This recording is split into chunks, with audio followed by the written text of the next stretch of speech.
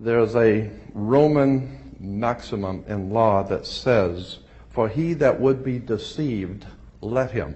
Simply meaning, if you are so ignorant as to be deceived, then that's your business. That's your problem. So you need to do your homework and find out what the words mean, especially in relation to law and government.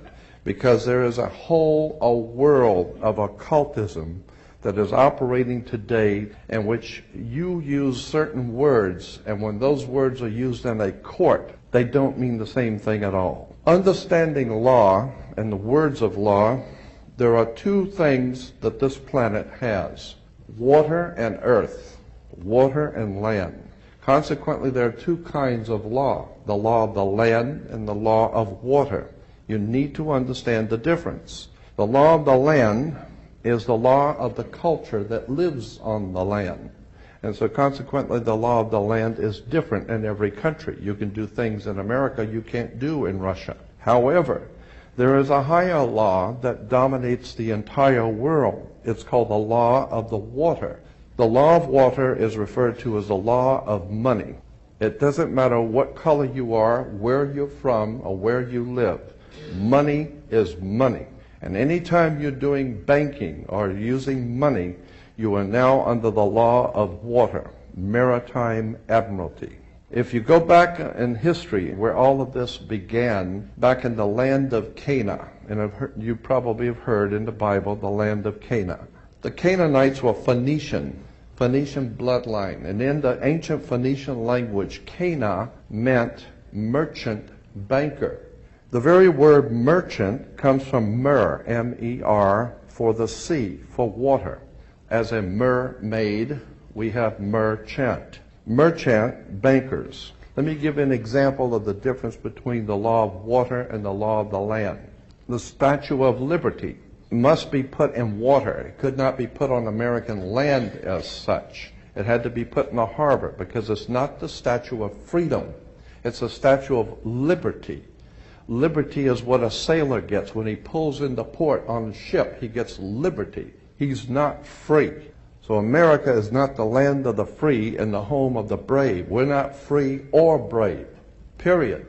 And make no mistake, they do not pick words by chance. These words are very serious. Now let me give you an example of how this law of the water works. Why is it that you have to go to court? You go to court because you play basketball and tennis on a court. How do you play tennis on a court? You play with a racket. Why? Because that's what it is. It's a racket. When you go into a court, what's the idea of going to court?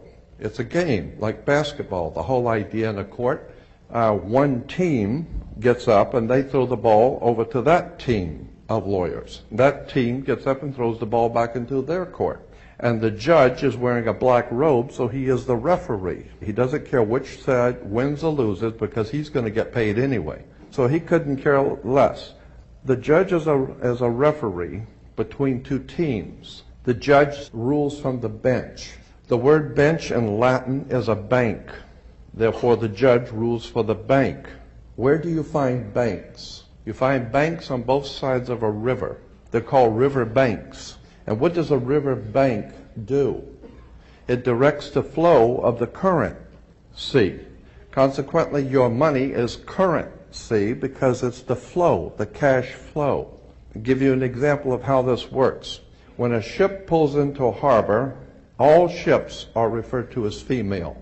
Why? There's a very good reason. Maritime admiralty banking law says all ships are female because they're carrying items for money, and so consequently they are under maritime admiralty law. Admiralty is where we get the word admiral, admiral of the Navy.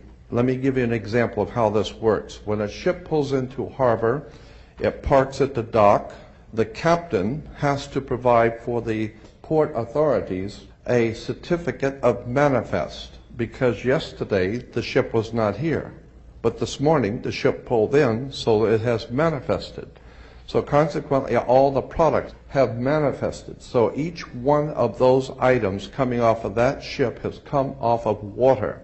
And consequently on a ship, all ships have a captain. The word captain comes from a Latin word capital, money.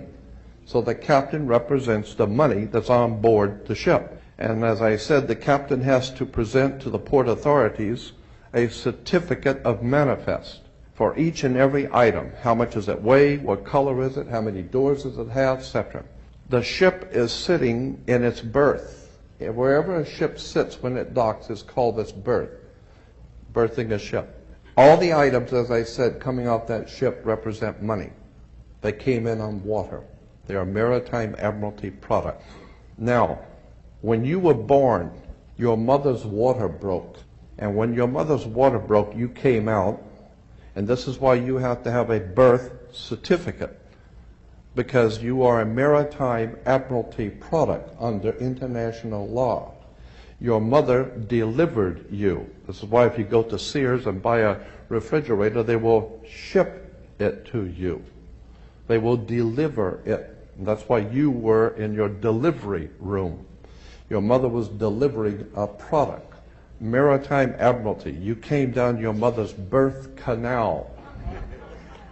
And once you, and as you're taking one of the televisions or the cars off the ship and it falls down and breaks, that's all right. Sometimes they're stillborn, so consequently you've lost money on that one.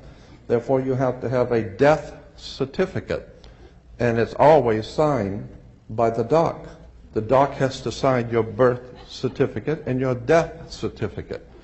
All of these words and terms are maritime admiralty banking words. And therefore, if you understand lawyers and judges and courts and government are all under international maritime admiralty law. All religions, all churches in the world operate under maritime law. This is why all churches are divided into denominations, like 20s and 50s and 100s. This is why they're called denominations, because all churches are nothing more than the product of maritime admiralty banking. It's an extraordinary story of occult treason, high treason, and crimes against the state.